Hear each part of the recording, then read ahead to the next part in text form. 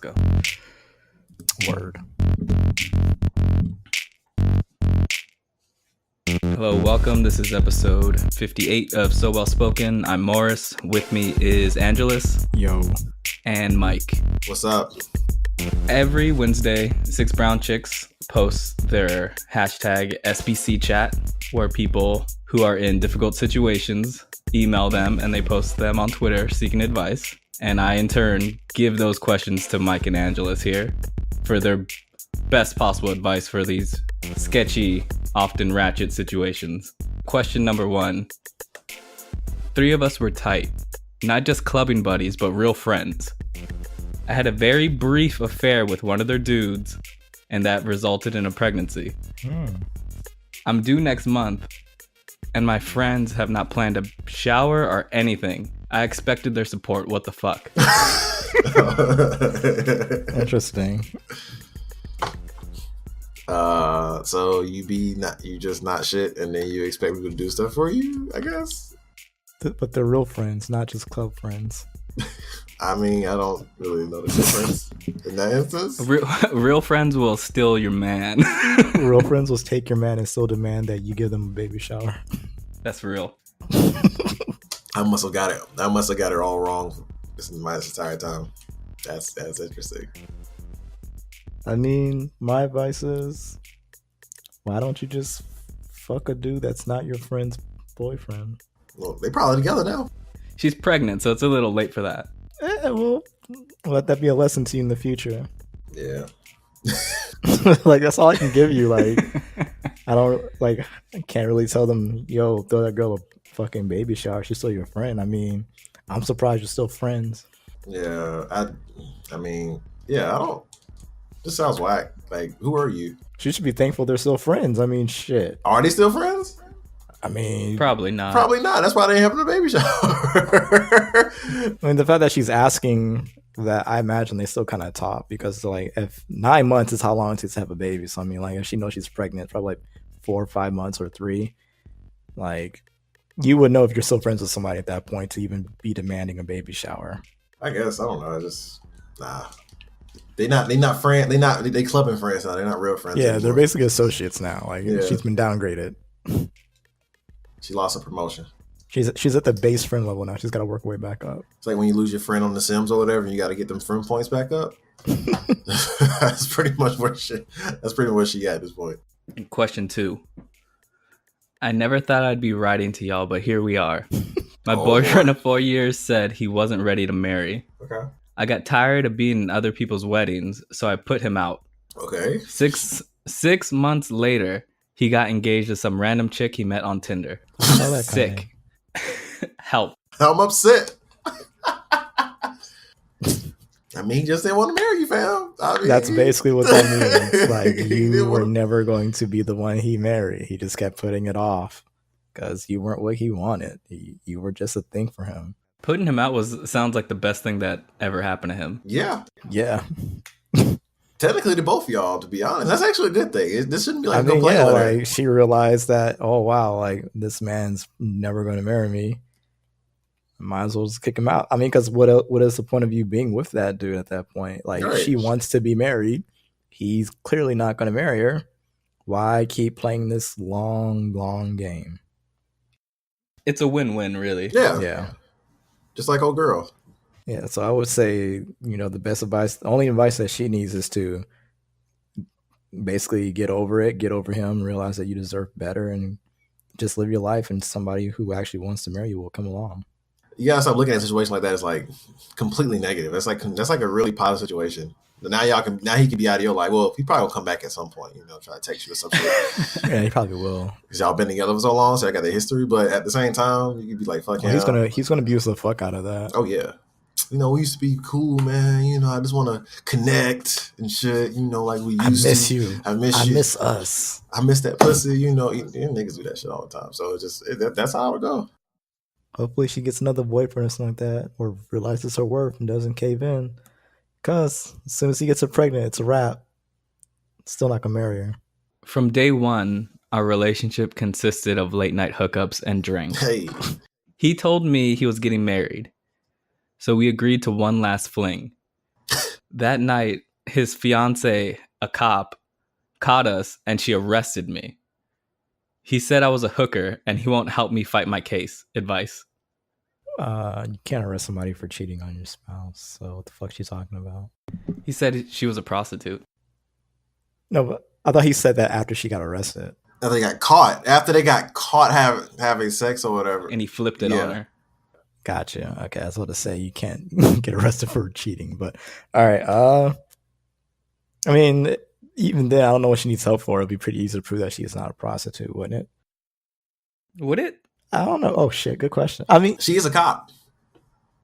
Yeah, if a cop's saying you're a prostitute, you're basically a prostitute. Yeah, you're basically a prostitute. The cops have that power. Yeah, I completely blanked out and forgot that cops ain't shit. Yeah, so it's like, and if the supposed John is backing up that story, you're kind of fucked. Yeah, well, let this be a lesson in your future when you get off in 5 years. Don't be fucking niggas in relationships.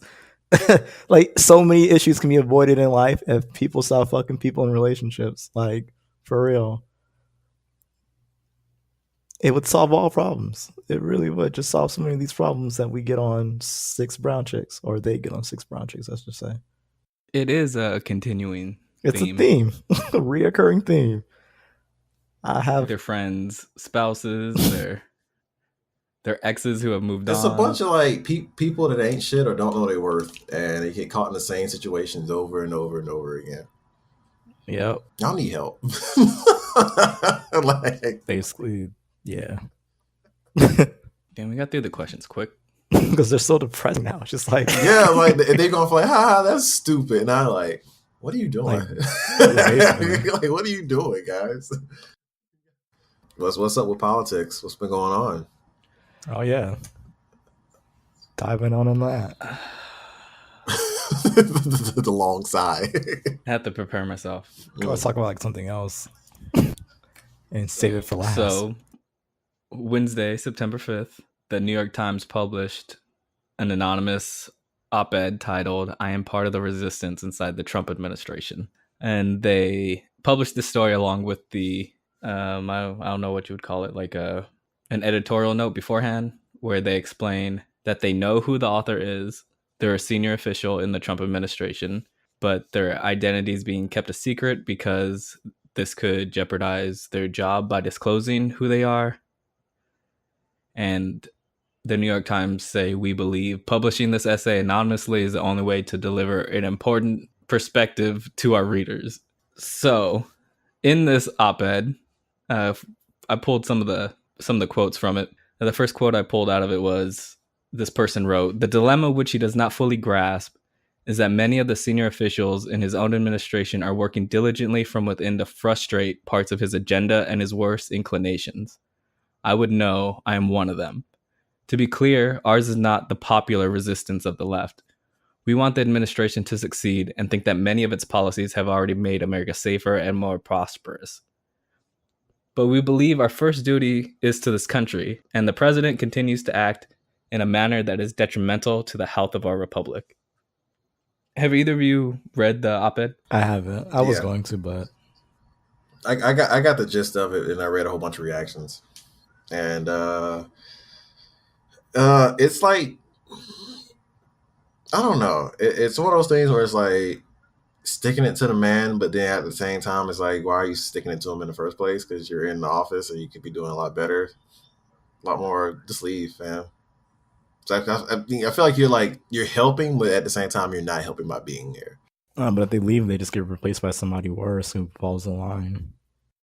And then they're talking about like, well, the policies they got in there, are really good and made America safer and stuff like that. I'm just like, nah. So I don't know. It's kind of hard to really just really quantify and just really understand. It's the fact that those people, the staff or whatever, had to like take, documents or whatever, just so like they can like pretty much filibuster a situation or whatever, is just fucking fucked up. Because like, let's not do that. Let's move that. And then of course Trump is probably incompetent enough to not even notice his fucking gone or whatever, so it actually works. The fact that you got like some Tom and Jerry shit going on in the office is just like highest office in one of the highest offices in the country. You just swoop. I didn't vote for this shit, but they voted him in. You and could just say white people and be completely accurate. White people, coonish black people, everybody on the right pretty much. Yeah, they ain't leaving nobody out. The letter goes on to say, the root of the problem is the president's amorality. Anyone who works with him knows he is not moored to any discernible first principles that guide his decision-making. Damn. Although he was elected as a Republican, the president shows little affinity for ideas long espoused by conservatives. Does he? Free minds, free markets, and free people. I'm going to call all the bullshit on that. Several reasons. At best, he has invoked these ideas in scripted settings. At worst, he outright attacked them. That sounds about right. I'm still going to call bullshit because the conservative ideology is not quote unquote free market. People who say that and repeat it on the left or right, they're fucking idiots. All of them, every single last person who ever says it, because it's not true. The conservatives are very big on subsidizing fucking corporations. That goes against the idea of free market. Conservatives are really big on the idea of imposing the government to empower corporations. Again, that goes against the idea of a free market. Conservatives are really big. Conservatives are also really big on this idea of, propping up failing businesses, failing sectors, coal mining and all that good shit. And at the same time hurting emerging markets like renewable energies. Again, these all go against the principles of quote unquote free market with limited government intervention. Like that's pretty big government. That's pretty crony capitalism.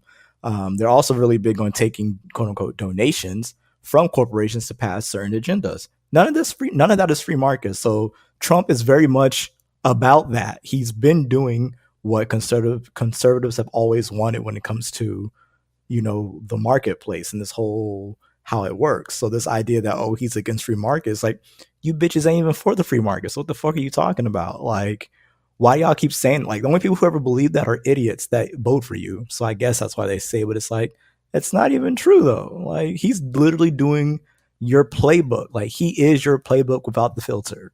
Like, he says the shit that you want, that you are too afraid to say. He does the things that you try to do and you can't get past. You can argue that he's not really successful at that either. But at the very end of the day, he does all of the bullet points of the conservative ideology. There's nothing that he's not doing that isn't part of the conservative ideology. Yeah, I think she's right, but for the wrong reasons.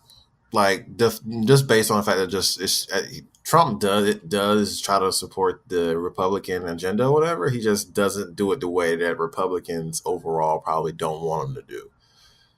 And the way he does it or whatever isn't really conducted to the way they want it to be done. I mean, basically, like, he got them past the fucking tax cut. Conservatives have wanted that shit for like the last 20 fucking years. Like, the fuck are y'all talking about, bro? Like, fuck out of here. The letter goes on to say, don't get me wrong, there are bright spots that the near ceaseless negative coverage of the administration fails to capture. Effective deregulation, historic tax reform, a more robust military, and more. Is it? Once again, they don't even sound right. just stupid shit they say. Like, number one, I feel like trying to justify the fact that they're there, but at the same time trying to make themselves look better by trying to quote unquote fix things. That's what it sounds like. I think they're just trying to convince themselves that they're doing a good thing. It's like we're doing a great thing. It's like, no, fam, you're still a part of the machine, whether you like it or not. Even though even the bullet points they put up are just bullshit. Like, robust military. Like, bitch, when has our military not been robust, bro? Like, y'all will cut off like you'll cut off like $2 billion in social services and then give the fucking military another like $200 billion and call it balanced. Force. Yeah, like, at what point in our nation's history since the inception of our fucking military industrial complex have the military not been robust? Like, that's never been a thing. We've always had the hugest fucking military in the world by a huge margin. Like, oh my God, these people are just tools. They're just tools. Yep. It sounds like you're saying, like, this person is obviously a conservative and they're trying to divorce their conservative ideals from Trump's ideals. Basically, And they're failing to see that more times than not they overlap. completely overlap. It's like a fucking Venn diagram with one circle and saying they're different. Like, okay, I guess if you want to say that, but it's not true. Like, they want to highlight deregulation, tax reform, and a robust military. The deregulation, by and large, has been horrible. It's setting up environmental disaster as on top of financial disaster, the way they're rolling back bank regulations. Right? The tax reform was a huge joke. And like you were saying earlier, the robust military is completely unnecessary. So these things that they think they got right aren't, like, they can't read the room. They don't understand that people are outraged by those things as well. Yeah. And it seems like they're delusional in that the criticism they think is all for Trump and the way he acts. And they need to get it through their heads that a lot of conservative ideas just are not popular and aren't going to fly really anymore. I mean, basically. And I always find it funny, it's like they keep talking about conservatives in general, voters and the constituents, all of that. They keep talking about, we're all about getting people off of welfare and doing all these things, but everything that they do is what puts people on welfare, like all the time. Like, number one, like the very first, like one of the biggest things that the conservative ideology has done that has put people on welfare was to decouple wages from cost of living and productivity. Reagan, like, that's been like the biggest boon to the welfare state of America, to the erosion of the middle class. And it's like, you did that because you wanted corporate greed. Basically, you want it because wages are always seen as an expenditure to corporations. You suppress wages, but their profits keep going up. Like, they have the revenue, revenue keeps going up. That's a bigger profit margin for them if they can have wages suppressed. And on one hand, you can argue that, wages need to be kept low because you need to be able to compete. And it's like, all right, but you're never going to be able to compete with China, whose minimum wage is like $1. So it's like, why are we even trying that? But getting off of what I was trying to go at, and it's like, the conservative ideology has always been, honestly, in my opinion, anti-American. Like, completely honestly, like, it really has. And people always say that, oh, it's the liberals who hate corporations. It's like, no, both of you guys very much love corporations and you love sucking up to them. The difference is, the liberal ideology on some level realizes that, holy shit, unchecked capitalism is pretty much a terrible idea and it's going to fucking destroy this country. While conservatives are like, you know what? No, we got to keep unchecking it more, guys. Like, it'll trickle down. And it's like, okay, this doesn't work. But that's what Trump believes in too. You can't even argue that he doesn't believe in that, because that's been his entire adult life, is that he's been brought up in that ideology. So it's like, trying to say that Trump doesn't do the conservative agenda, and you're lying yourselves. This was dropped on Wednesday, which was earlier today. So to see the thought process from journalists and some of the people I respect in the political world, to see their thought process develop while it's still like setting in, is pretty interesting to see, because from what I could take away, the majority of people, when they saw this, like, oh shit. But now it's like, oh, this letter really doesn't mean anything, because people from the White House have been saying these sort of things to the press since Trump was in the White House. They have, yeah. And if it was important to this person to keep Trump in check be a balance for him, to keep him from doing something super crazy, this seems like the worst way to make sure that you can continue to do that. To notify him that people in his administration are he's going to take it as backstabbing him. Right, definitely him. So how does this benefit anyone to come out and do this? Yeah, because you pretty much like, now it's gonna be like a witch hunt in the administration now, like who was the one that did XYZ and stuff like that. It feels completely self-serving. Yeah, At the end of the day, it's like, what is it going to do? When the administration is like in the dirt, they're going to be able to say, "Oh, well, I was the one who said I was part of the resistance." I'm Spartacus. That's pretty much Like what it's going to turn they're into. they're trying to separate themselves Yeah. from this disaster of administration while not actually doing anything meaningful to stop Trump from moving forward. Pretty much. Like, if they're really about stopping Trump, they should have offered up their testimony for an impeachment trial. Like, if someone high up in his administration penned a letter saying this man needs to be taken out of office, I should know, I work with him every day and I'm quitting and I'm willing to testify about it, I think that would be a lot more substantial. But what they're doing is just they're trying to have their cake and eat it too. As much as I hate that phrase, yeah, that's pretty much the case. Yeah.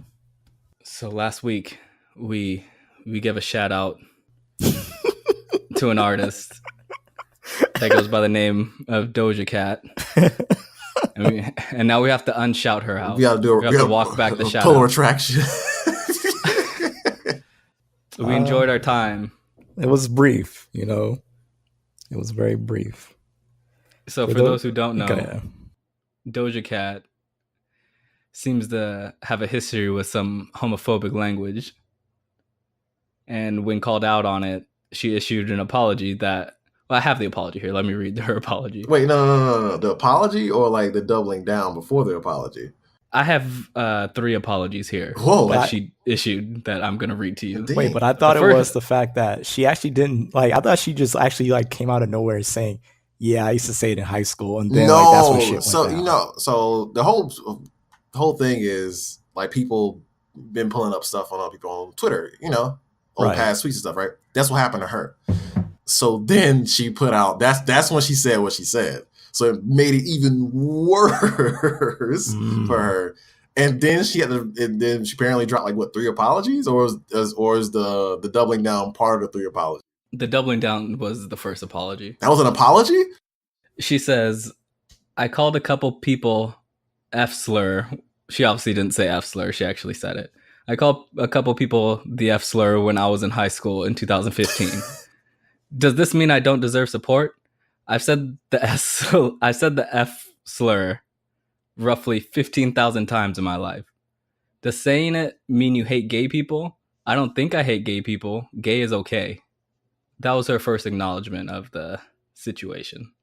And then she followed that up with, I've used horrible, derogatory, hateful words towards people out of ignorance. Like, this one obviously went through a couple rewinds.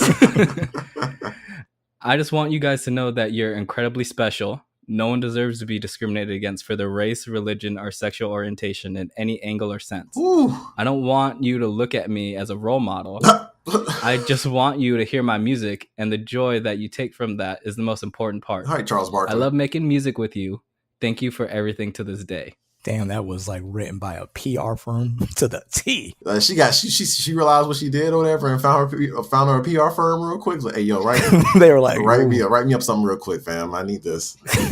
I just got famous on my little song, dog. I can't. My 15 minutes right here. I'm trying to capitalize. I don't fuck this up. Damn. And then she basically repeated that with a third apology, saying, I apologize for the derogatory terms I've used in the past, and no one should be discriminated against for their race, religion, or sexual orientation. I love you, and I hope to make more great music with and for you in the future. Thank you. Yeah, I think that she would have been okay had she just like come out and be like, yeah, I said it. That was terrible of me. My bad. But like her going, man, I said that shit 15,000 times. Like, bro, you don't need to double down. Like, you jumping in bullets. Like, you jumped in the way of a bullet. Like, you already got shot once, and then you were just like, continue shooting me. You didn't have to do all that. Like, you should have. And then she used the slur 3 times in the thing in her original in this original statement. Like, she literally doubled down basically on what she said back in the day. Like, that was an L just to take for no reason. Literally no reason. This is why you get PR firms, kids. Like, a lot of your favorite artists, and a lot of people in general, are just not good at navigating these kind of things. Yeah, like Bitch, I'm a Cow is a pretty good song too. It's really catchy, but it's just like, oh man, well, your time is come and gone. And it's crazy because we are in this point where, people, unfortunately, it's selective. I'll definitely say that, but people are generally like, yeah, I'm not going to mess with an artist if they are problematic like this. You know what I mean? Unfortunately, there are some artists who can seemingly continue to exist despite the fact that they say the most problematic shit. But for the most part, if you're not like this established artist, Kanye West, like you're not gonna get that. You're not gonna get that break. Like people aren't gonna cut you slack. Like, and Doja doubling down. Honestly, that's like I don't know. That's just doubling down. It's like the 10th power, really, because Yeah. it's one thing to be like, yeah, I say it, but it's another thing like, I said that shit 50,000 times and then say the word like 3 times within your apology. She was adding that 3 to that 15,000 apparently. Yeah, she really was. She's like, fuck this. Like, we're going all in. Like, like she didn't give no fuck. It's like somebody was like saying the N word or whatever, like back to back to back to back or whatever. And the funny thing is, somebody took all the words out of I that. saw that one. Yeah, I saw it. And put the N word, and I'm just like, yeah. Yeah. That sounds about right. Basically, I was just like, yeah. So, I mean, her being canceled, like, I honestly don't feel bad, honestly. I don't really either. Only way I feel bad is more just like y'all gonna have to learn. Like this has been like a lesson that these celebrities or pseudo celebrities learn. Like if you have like I know I got some shit on my Twitter or my Facebook, etc., or some posts from back in the day where I probably said some fucked up shit.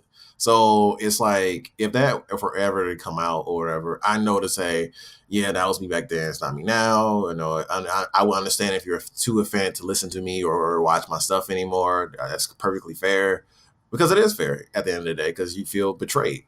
So. And then, but that's not me now. If you know me now, if you watch my work, you can see the changes and stuff like that.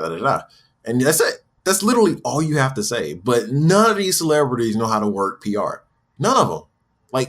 Like I don't remember half as many like messed up word scandals.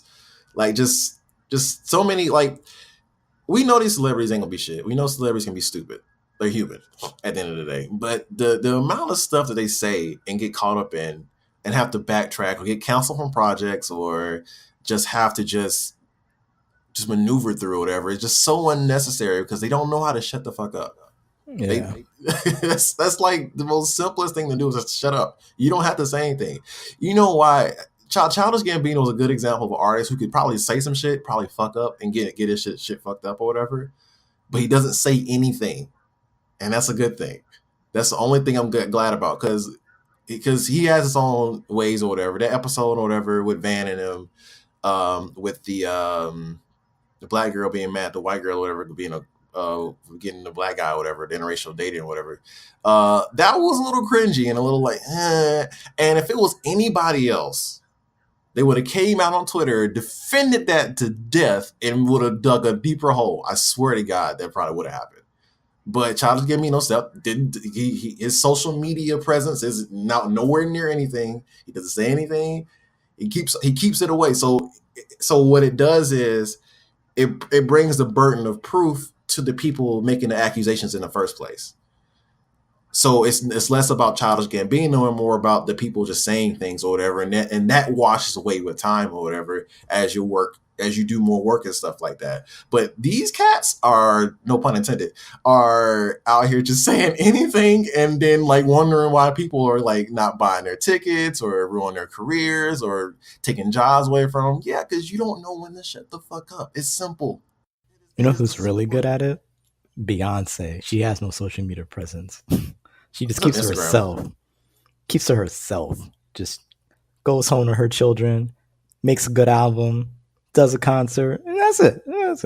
She's not on social media like, hey, saying dumb shit every 3 minutes on the Twitter because like has something on her mind. She's just gone. Having full blown Twitter rants about different artists or whatever. Yeah, sold more to you and stuff like this. Like, just shut up. Like, the more you put yourself out there on social media, the easier it is for you to say something fucked up and just ruin it all for yourself. I just don't get it. I literally don't get it. Like, do we not hire PR firms anymore? or that's it's kind of what the package deal was when you get signed to a major, is that you got that support system, but people are no longer being signed to majors since there's no need to. So no, they don't get PR firms. Damn, that is true. It's really funny because it's like people get canceled for like the smallest things now, man. Like, what's that one singer, Sabrina Claudio? Like she said something about Blue Ivy. Her career died immediately, just died. I was like, well, damn. This chick went from a little buzz, like having the Migos on her songs, Young Thug, basically the entire black community, into just no longer existing in any capacity because she said some fucked up shit about Blue Ivy. It was like, it just needs to stop. I'm just like, honestly, like once I got put on, like if I was a SoundCloud rapper and I finally made it, or not a rapper because for some reason they get cut a lot of slack. If I was a SoundCloud like R&B singer or something like that, I would immediately curtail my fucking social media like presence. I would still post photos and things like that. But as far as tweeting and stuff like that, but as far as like tweeting, oh no, that's definitely dying. Like once a week will be what I tweet, and it'll be like the most pointless tweet either. I'll be like, oh yeah, I'm drinking water, LOL, and that's like that's literally it. Yeah, I don't see myself if I don't know. I don't see, because I feel like we're such in a hyper aware environment nowadays when it comes to like social issues and stuff like that, that it's hard to excuse the shit that's said half the time or whatever. But people are dumb. I agree with that.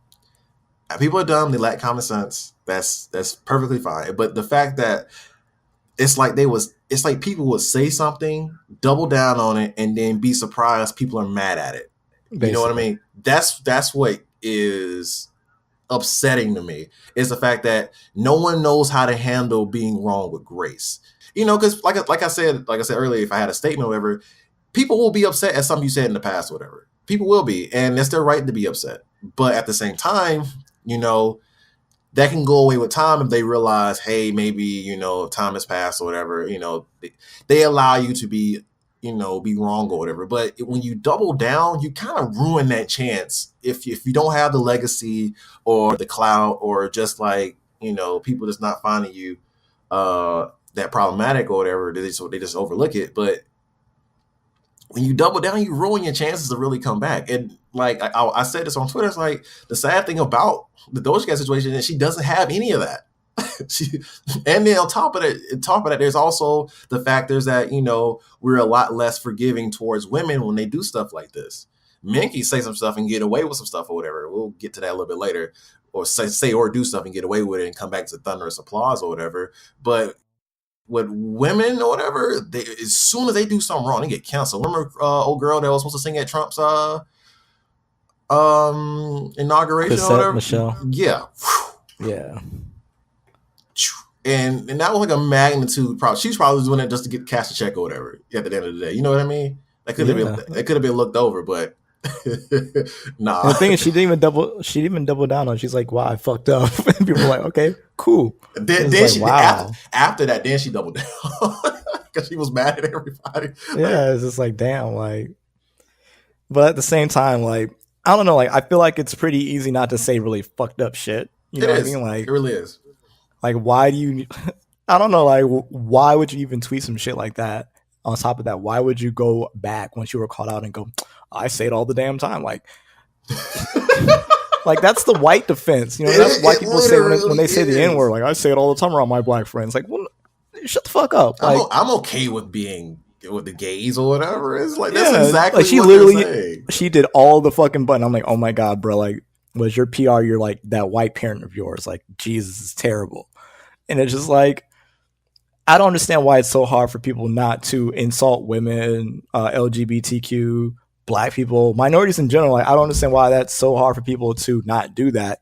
Or if you do it, to fucking just apologize in earnest and use your actions forward to make amends for what you did. I don't understand why that is such a complicated thing. Like, people are so prideful, like, oh my God, I gotta apologize for this. Like, yeah, nigga, you do. Like, you absolutely the fuck do. Like, yeah. So apologize. Not only apologize, you need to actually make amends for the shit you've done. Because I've always hated the idea that, oh, if you don't say anything, it'll go away. I hate that so much. Like, I hate that that's a thing within our society. This view that if enough time passes, we can't call somebody out on some bullshit that they've done. Like, nah, man, fuck that. I don't give a fuck if you said the N-word 20 years ago. I want you to apologize, motherfucker. Like, period. Yeah. And they just apologize. It takes literally nothing to apologize. You can pretty much, and even in a position that we're in, because you're so distant from these people that are looking at you, you cannot even mean it. That's like the most that's like the most confusing thing to me. You can just apologize and it goes away in some instances or whatever, and you don't even have to mean it. You can still be your ancient self, just in private and not on social media. Like that's all it takes is just to apologize. But people will double down because they gotta. I don't know. That's it's so stupid to me. Like you can literally just be your trash self at home around your friends and family and the studio execs or whatever, and not do it on social media and be okay. And don't have to worry about your career falling to pieces. Now, maybe you probably shouldn't say it around certain people because it could be like an op-ed and like Rolling Stone or some bullshit or whatever. But I mean, at the same time, that's how people don't read like that no more. So it's like, cool. But they're on social media. Your fans will follow you, especially if you got something really hot. Just shut the fuck up. That's all you really have to do. That is all you have to do. It's insulting to every. First of all, it's already insulting. And you already know, you've seen other celebrities, even pseudo celebrities getting, and even like Twitter verified people getting caught up in old bullshit or whatever from time to time and stuff like that. Just know better, do better. That's all. It's just stupid. It's gonna happen like tomorrow too. Watch somebody come out, say some stupid shit. I just Nicki Minaj. I think Nicki's gonna say something really stupid one day. Like I'm just waiting for it at this point because she off the rails again. Yeah, I know he said something the first time. She already said she wanted to punch Travis Scott.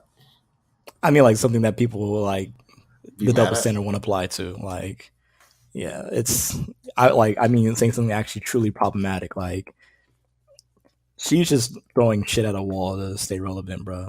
This chick did an entire show with her tits out. I'm just like, what are you doing? Like, what is wrong with you right now? She in the album she said something with sissies or whatever. So she already kind of. Oh yeah, she did. Yeah, I was listening to the Reading Kid Fury. Was clearly pissed about that. So he actually had a whole rant about it too. He pretty much said on the same points, but you know, as a gay man, he says he's tired of it. He's tired of all these like these celebrities just saying like off the wall like homophobic shit and then them doubling down and expecting for people to like try to explain to them what's wrong or whatever. I mean, and even as like black people, like when people say like some off the wall racist shit, we're tired of that shit. It's tiresome to keep hearing people say ignorant shit or whatever and then expect us to like not be mad about it. Yeah. That's the most insulting part about it. Like that's what you can like believe what you believe and get away with it and everything and keep that to yourself or whatever. But the fact that you're doubling down means you show no mediocre of like respect or anything. It's just like pure apathy and you don't give a fuck about people. Hell, even Kanye fucking apologized, and I wasn't even expecting that. I mean, like I said, he can not mean it and still be his free thinking dumbass self or whatever at the end of the day, but he apologized. He apologized. So it's like, you just take it and then see what his actions are and then move on. That's it. Like, that's it. That's all it took. He even apologized to Drake. Drake ain't had a... He apologized to Drake. It's too late for all that lovey-dovey shit. I'm your brother shit. That's a first line I thought about when I saw that. I was like, sure. Okay. That man is trying to clear up the business. But like I said, he can apologize because he has enough room to apologize or whatever. He didn't necessarily double down or anything. He just like apologize and then that's it. That's all you got to do. It's that simple. Dude, there's way more wiggle room than that because he doubled down for like months until he finally apologized. True that. Because then he had the Trump shit a year before. I forgot about that. So never mind. Erase the last point.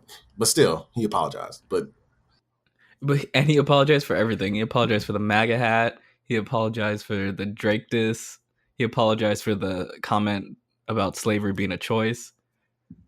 Then he cried. I would really like to know the motivations behind his apologies.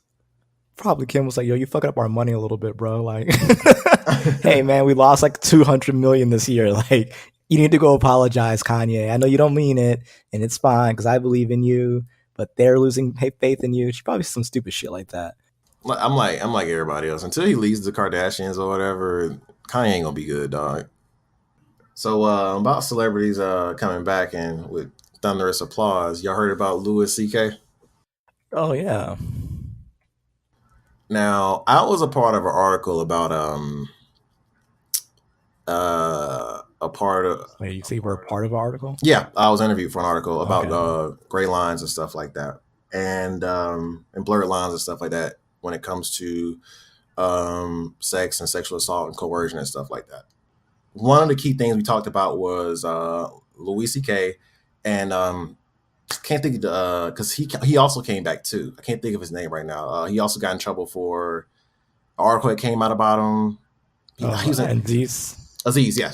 So those two were the main. Like I was talking about those two guys, and I was saying like how Aziz situation could be anybody, any guy who doesn't really understand social cues or anything like that, and how Louis C.K. is like blatantly fucked up.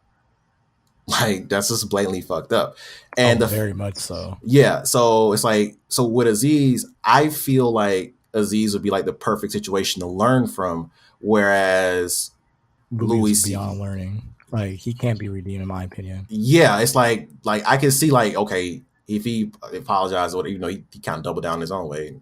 we look back at it. Yeah, but yeah, with Louis C.K.'s like, dude, you literally sexually assaulted women. Like there was no blurred lines, there was no coercion, there's no like anything like that. But he came back to thunderous applause, and it makes you realize that no matter, even when they do say stupid shit or do stupid things, there will still be a section of fans that just always suck up to that person. I think that's such a toxic thing or whatever. It's toxic for society because it doesn't allow for people to I mean, it doesn't have to be sexual assault. It could be like anything they've done wrong. It doesn't allow them to grow. It perpetuates and encourages that behavior at the end of the day, because he could be still doing the same things. Where it's like, oh shit, I ain't got to worry about it. If nobody's gonna really, push back on me about it, I'll just keep doing it. So basically, you're encouraging that behavior. You're not doing anything about it. And sometimes depending on the offense, whatever, these people don't need to have that type of career, that type of influence, and that type of that type of money to be in those positions of power to do those type of things, because that's monstrous. And one of the big things is also the fact that sexual assault isn't really seen universally as a bad thing because of how society views women and women's sexuality and their autonomy. So it's like, oh, CK he's just doing a guy thing, oh, it's just a guy being a guy, boys being boys, or things like that. And it's just like, wow, okay, so like it makes it worse that we don't, like, society at large doesn't see it as this terrible thing, and that's why it's allowed to exist. And these celebrities like Louie are allowed to have careers after doing it, because it's like, oh well, for some of these women, they didn't have jobs and things like that, and they were they didn't, he gave them positions, and they could have just said no. Why didn't they just say no and things like that? And it's like, well, it's not that fucking simple, bro. Like, these are women who wanted careers in the industry, and they were basically coerced into doing these things. It's not like they could just fucking say no, because at the very end of the day, you need fucking money, and you're hovering that over their heads, and it's like they feel like they are being basically coerced into doing it. And if they don't, they'll never get another chance. So it's like, fuck, I have to do this, even though this is embarrassing. This hurts. And there's also like a sociology. It was all sociology at the end of the day, but there's also the aspect that women, especially when with regards to men or whatever, they have a hard time saying no. It's really hard for them because they're brought up to be in the society to always be subservient to men and stuff like that. So when that's been ingrained in you from your your younger years and stuff like that, when you're in situations where as men can probably say no easily, you know what I mean? it'll be harder for them. So it's like there's societal issues at hand or whatever, like basically systemic sexism almost. What actually is systemic sexism, where they feel like they can't say no. Like I actually literally have to, like, when I ask women to do something, I have to pay attention to how they feel about stuff, because they may want to say no and stuff like that. And I feel like in my position of privilege or whatever, I have to say it's okay to say no, because it's harder for them to say no because they're brought up thinking that they have to say yes all the time. And that's fucked up. And so in a lot of these women's a lot of women in these situations, and stuff like that, it's hard for them to say no. It is so hard for them to say no. And I want every man to understand that it is hard. It's financial issues. I mean, financial, it's a dream to be in this industry. It's societal. It's a bunch of pressure for them to just eat. Like, it's so easy to say no. It's harder. That's it. And to expand on that, it's no honor to have to speak up about the time you were assaulted, or to walk to HR and tell them that something happened to you like that. It's much easier to just bury it and bear it and grin. So there's no real winning for women in those situations. This idea that women came out against Louis C.K. to further their careers, when in a lot of these cases, these women give up on that career around the time of the assault. It's like there's no motivation for them to do it. And then a few of these women who have spoken out after the Louis C.K. thing happened, they're still harassed to this day by his fans for supposedly ruining his career by outing him as a serial predator. Kathy Griffin actually had a post about that, saying that she didn't want to name the comedian, but she said she was tired and she's not going to be a comedian anymore. So basically, because she got assaulted, she got harassed, she can't do the things she loved because she can't speak out about it because people are harassing her and just tossing a whole bunch of shit at her. That's fucked up. She can't do the things she loves because some dude thought it was cool to pull his dick out or whatever, ignoring social cues and shit like that. And now she can't even have her career. That's fucked. This time next year, Louis C.K. will be back doing all the things that he used to do, and people are going to forget this whole thing happened. Like, have a Netflix series, stand up, everything.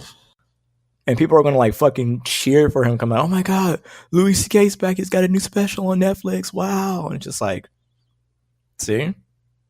But what about his victims? You're not going to hear, you don't know their names. Like, you don't know what they're doing in life. Like, their career, any chance of being big in Hollywood is gone for them because it's the boys clubs. And so, like, they basically have been blacklisted. But they dead ass believe that, oh man, women are doing this to fucking screw over guys. Like, man, oh my God, bro. Like, if y'all don't stop, bro. And when they do that, in the cases where that is true, and stuff like that, they completely diminish the idea that it can happen at all, and actually done right and having this right due process or whatever. That's what people like when you over saturate the mind or whatever, especially as we're getting, like I said, more hyper aware and more socially aware. There's going to be a point where people are going to look at those situations and not even acknowledge them over there because you're just like, oh, you're just saying that because you're just just trying to be, a sexist or whatever. It's like, no, those situations happen very, very rarely. And they happen, but I hate when people bring them up to counter what women are going through. It's pointless. Exactly, and it's pointless, and it and after a while, it's going to completely diminish the thought of it even happening.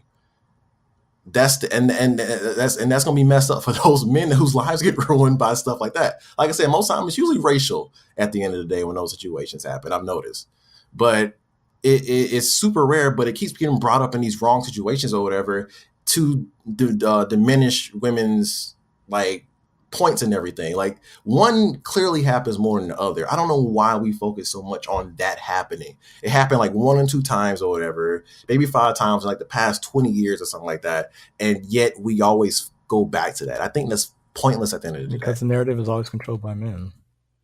Exactly. Men don't, exactly. That's the thing. Is like we're the ones in power. Again, at the very end of the day, it's a patriarchal society, and it's like men don't actually give a damn. Most men don't care what happens to women. That's why, like, It's just about, oh man, when it happens to men though, it's a big deal. And don't get me wrong, I'm not saying that it's not a big deal, but it's just, unfortunately, this is the society we live in where men don't give a shit about the plights that women go through until it's happening to them. And then that's when they want to voice concern, like, oh, what about what happens to us? And it's like, it's very, like I said, it's always very telling that the only time men ever bring up the fact that men get raped or anything like this is to counter and silence women. It's basically the same thing you see when people say Black Lives Matter and a bunch of races counter with All Lives Matter. And it's like, you don't really actually care about all lives. You're just saying it to silence people who you don't agree with, and you feel uncomfortable when they bring up something that is happening around you, and it shatters your worldview that you had of people and the society that you live in. That's why you make these accusations and you try to counter with the things that you counter with, not because you care about when it happens to X, Y, and Z, but I don't want to hear about when this happens. Is basically what you are saying when you make your little counter arguments with that. That's all it ever is. It's nothing else. The people who bring it up never actually care that, hey, men get raped too. The men who bring that shit up, they don't ever truly care that men get raped. Matter of fact, I would argue that most men who bring that kind of shit up, they literally don't think that those guys who get raped are real men, quote unquote. Like, oh, real men don't get raped. So if you got raped, you're a loser. Haha, you deserve it, or something like that. That's how it always is. Or they love to joke about it. Yeah. Yeah, I mean, that's why I don't feel bad for incels and none of these little fucking losers. Like, y'all, everybody's so disingenuous with what the fuck they are making these arguments about. Yeah, they're taking actually like good points or whatever, good points of discussion, as things that need to be talked about or whatever, and it's just like completely just like it's all in bad faith at the end of the day. And that's frustrating because abuse, the patriarchy, and that's another thing. The patriarchy hurts men too, but they never seem to bring that up at all. Like the half of the reasons why you feel like you can't get dates and stuff like that is probably due to the patriarchy at the end of the day. I mean, because at the same time though, like they don't bring that up because number one, they think that they define themselves by the patriarchy. So by saying that the patriarchy is the reason why, you're basically in essence saying that they're not real men or they're lesser men. So it's like they're not going to actually sit there and admit, wow, this fucks us over too. They rather just point out, oh, it's everybody else's problem, not ours. It's not what men are doing wrong. It's what women are doing, what minorities are doing. It's what all these other people are doing. So, Un-Shoutout to Doja Cat. Very much Un-Shoutout to Doja Cat. Do better, please. Please do. Do better, know better. So we record these every other Wednesday. So we have about 2 weeks in between each podcast. So I think it would be a good idea if we catch up with one another, see what each one of us has been up to since the last time we spoke. You go ahead first, Morris. How's life? Life's weird for me right now. You guys know this, but I haven't talked about it on the podcast. I'm hosting an international student at my place right now. Twitch money. It kind of got thrown on our laps, my wife and I's lap, out of nowhere. Her brother was supposed to house an international student, and at the last minute he bailed. And they were scrambling to find a new host, and I don't know, it happened really fast. It happened like in 2 days. And so for the past like month and a half, we have a student from China living with us, and it's been pretty wild. But the first place we took her to was In-N-Out. We got lunch at In-N-Out. We took her to Popeyes. Oh my god! Did she choke on a biscuit? I don't think she even tried the biscuits. Wow. Okay. She saw them and was like, nah. Nah, take her back. Tell her she got to try.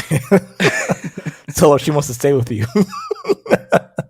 It's really crazy right now. She's 16. So imagine if all of a sudden you had a 16-year-old living with you. Being a parent. I know. I've been very steadfast that I wouldn't have kids. You got one at 16. Like you missed out the fun stage of being an infant, a toddler, and learning things. Now it's like, you can't tell me what to do. I'm staying up late. Fuck you. Like, well, all right. Her English isn't great, so we have a little trouble communicating. But for the most part, like, it's weird because we don't know what the boundaries are. Like, we don't know what we can tell her. Like, we can't tell her like, hey, you need to go to your room, go to bed. Like we don't have that like authority, you know? Like it's super weird because she came here. It's like she's almost she's a few years away from being like an adult herself. Right. And we don't have any sort of familiarity with her. So it's this weird experiment that's happening at my place right now. That's wild, bro. That is wild. Like I can't even imagine me just taking care of somebody like all of a sudden like, hey. Dude, I was earlier today. I'm sick, but despite that, I was getting high earlier, and then and then I realized I was like, holy shit, I can't be high. Like I need to figure out what she's gonna have for dinner. And I was like, this fucking sucks. I was like, how do people do this? I was gonna say, do you smoke around her? No, she doesn't know. Okay, So you think kids are pretty smart, bro? She gonna tell her parents when she come like, yo, they blowed out every fucking day, dude. No, she was at school. Sure. She knows. She might, but it's not because she's seen me. And I think that's good enough. Okay. I mean, if anything, she probably thinks I smoke cigarettes or something. Yeah, they don't have weed in China, bro.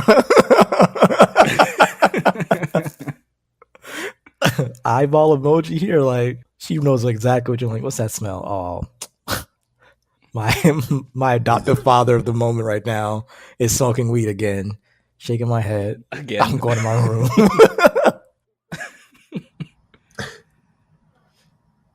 Probably on like one of the chats of these in China, Weibo, like this nigga's smoking again. Like, damn it. So what's been going on with you, Mike? Nothing but a lot at the same time. So currently, the store I'm working at, I'm not going to name names because I'm trying to protect the job that I'm maybe thinking about quitting soon. It's just product wise, it's been trash, and we're a high end store, and I'm not making the money I should be making. So I'm just at a point now where I'm just like, job hunting. And I hate job hunting with a passion. Like, it's like the worst shit. So it's slowed down a lot of my plans. I was supposed to be saving money so I can try to move out next year sometime. But I can't do that. Can't do some of the streaming stuff I was going to do this month because of the checks has been whack. It's been really stressful. And like the other day, I think it was like Saturday, I was just like, my AM was like reading some stuff off to me. She was like, yeah, so next month, you got to do this, and you have this going on. You got to make sure you call about two to three customers or whatever, and da. And I just in my head, I just said, you know what? I'm done. I am completely done. I can't do this anymore. And I think if I had been making the money I've been making or whatever, I wouldn't care. I just do it. And if I didn't meet those quotas or whatever, I wouldn't care. But the fact that I'm not making the money I thought I was going to be making, I would be all right. I would be like, whatever. But now I'm just like, yeah, I don't have the energy for this shit anymore. So I haven't quit or anything like that. I'm not a dumbass. But as soon as I find an opportunity, which I'm thinking about trying to find more opportunities more geared towards film and media and stuff like that. I actually took time today to write some more of my script. I looked at some job opportunities, looked at ways to get on set and stuff like that. And I'm at a point now where I'm geared towards that right now. So I just like basically push everything back and just focus on like how I'm going to be making money in the next year or so.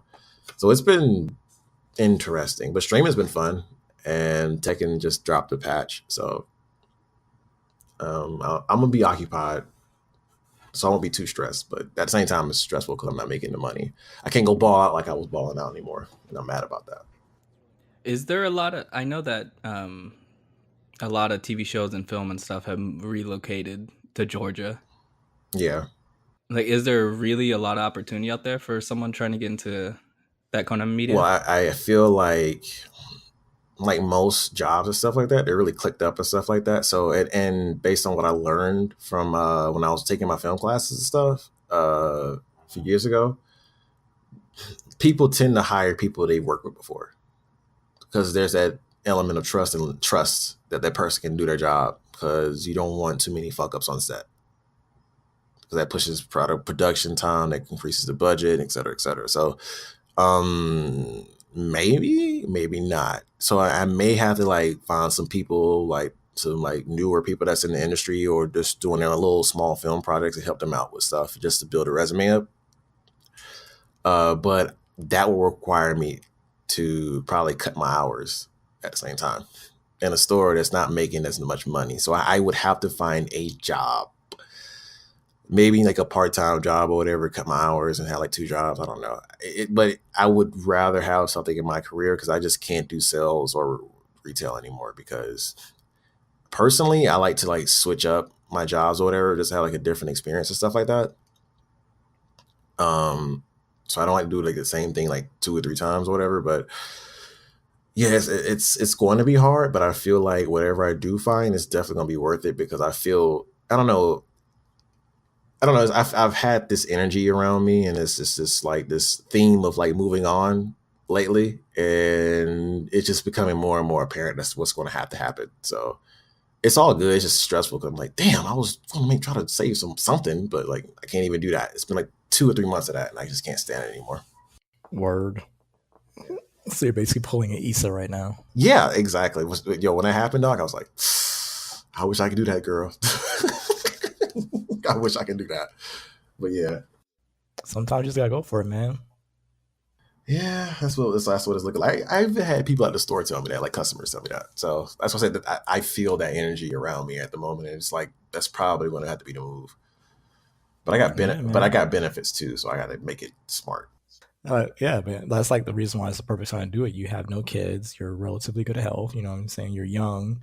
It's better to try now and go for it now versus like, 10 years when you've got kids and a wife and made like a mortgage or something like that. And now you're literally stuck whatever it is that you're doing because you can't break away because you've got all these obligations and people who depend on you. Yeah, that's true. Yeah, I'll consider it. I'm just putting all my options together, starting to see what I want to look for and stuff like that right now. I literally just got started. That's like literally Saturday when I kind of just came to the conclusion that I need to go. But yeah, well, everything else has been all right though. That's good. Yeah, it's just like, God damn it. It's frustrating, man. Yeah, it's definitely frustrating. Yeah. What about you, man? I've literally been the most boring person ever. All I've been doing is just basically been working and just working. That's literally been my entire life. Hang out with friends when I feel like it, working.